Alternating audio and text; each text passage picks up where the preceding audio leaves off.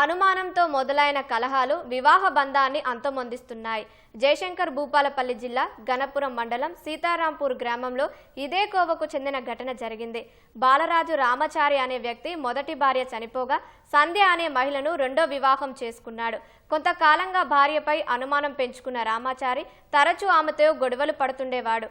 వివాదం కాస్త ముదరడంతో భార్యను చంపి వీడియో తీసి వాట్సాప్ స్టేటస్ పెట్టుకుని అనంతరం తాను ఆత్మహత్య చేసుకున్నాడు. సమాచారం అందుకున్న పోలీసులు ఘటనా స్థలానికి చేరుకుని దర్యాప్తు చేపట్టారు.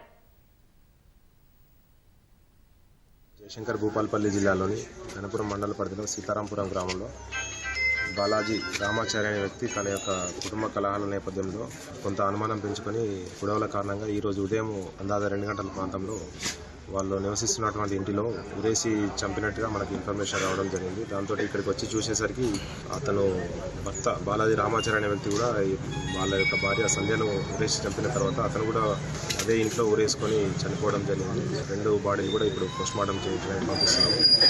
కేసు నమోదు చేసుకొని తదుపరి ఎంక్వైరీ చేస్తాం.